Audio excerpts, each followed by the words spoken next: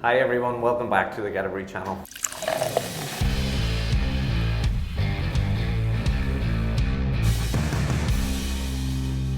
We're outside the floor maltings, number 19 floors at Crisp Malting. Hey everyone, it's Hannah Beer here from Crisp Malt. We've got Geterbrewed and the guys from Rye River here today, and we're really excited to have them, show them around, get them to touch and feel the malt that we all love here at Crisp. Malt really doesn't get the recognition it deserves, so we're here to educate the guys. They've seen everything from the traditional floor maltings all the way through to our brand new specialty malt plant. Floor maltings would be the traditional heritage way of producing malting barley.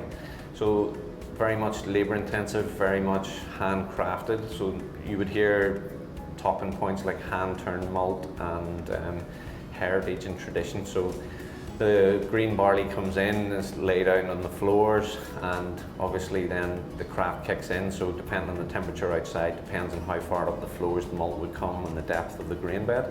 As with traditional malting barley and conventional modern, the processes are very similar. So there's the steep, the germination and the kiln. There's 3 levels to the floors here and 22 tonnes of malt per floor. So this is a Chevalier Heritage batch. So this has just been pulled out onto the full area of the floor this morning and levelled out. So this is 22 tonnes of dry barley, giving you just over 18 tonnes of finished malt. Rootlets are not the critical thing to look at. I mean, it looks nice and fresh because it's got those bright white rootlets. So after about 3 days, they'll start to wither, and they'll turn brown and it start to die off. So at the moment, because this is only day 1, you'll see very little. That would be what would grow into the plant. Okay. And then the maltster's also looking as well as how well you can rub the grain. Those cell walls are broken down and all that starch is free. You can rub it across your fingers and you get like a smear where all that starch is open. Floor maltings are always built so the prevailing winds are blowing across. We have an air conditioning system, so in the summer we'll use that and we still maintain good air temperatures. They're pulling the grain at a reasonable velocity, and you're getting the grain is flowing over and it's all breaking and pulling apart. Once the malt is turned several times on the floors and the germination takes place, it goes to the kiln. When it goes into the kiln, the conveyors are used between floors.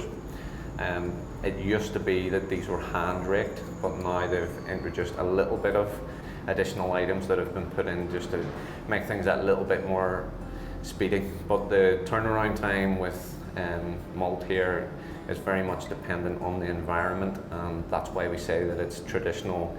It's a craft, it's something that can't be rushed. There has to be a dexterity, it has to be touched, smelled, felt, so that you can really get to know what's going on with the process. Kiln gets loaded, that grain comes up the elevator, down the spout, and then we have a grain thrower. So you're still getting a little bit of germination in the early stages. So those grains are going to mat together. So this turner, although normally you wouldn't turn in a kiln, this just helps break those grains up to make sure we get a nice even process for kilning. In a wedge wire here. So this is direct fired gas. Originally would have been coal and coke. Because it's direct fired, we're burning sulphur in that process to prevent the NDMA formation. And this is a 3-day kilning, so it's really gentle. So we're getting all of that different, slightly sugar and starch and all that conversion, and the curing phase is very slow, so it's different flavour formation to like a really forced air-dried kiln. This is traditionally, when it was coal, it would be naturally ventilated, so you'd be relying on that heat pushing itself up through the kiln, and also you have this Venturi effect with the shape of the roof and the prevailing wind. We have a small fan because we have a gas burner just to make sure we're always on positive pressure. So if there's any wind change outside, we're not simply going to like backdraft our burner. But yeah, the real drive is this is naturally ventilated, just a small positive pressure fan. Underneath, so there's this wedge wire bed, there's a chamber of about 6 foot, and there's where the heat comes up, then there's also some baffles to create that turbulence and spread the heat evenly all under that plenum chamber.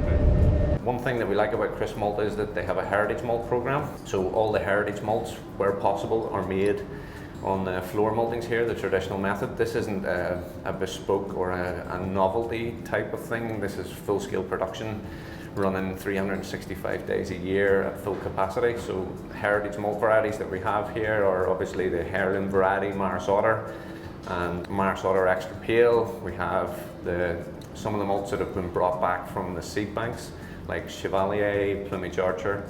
Recently, the traditional Bavarian malt variety, Hanna, was used, and some exciting new varieties are going to be coming through that heritage program in the near future. So we've had some of our team and some of our key customers with us today, and they've got to have a bit of fun in the floor malting. So they've got to try the hand turn malting, to actually have a walk around and walk in, touch, feel, smell, get immersed in the floor malting and heritage malt experience. We believe that you can taste the difference in the beer. We believe that the malt smells different, performs different, and it's just an all-around great malt.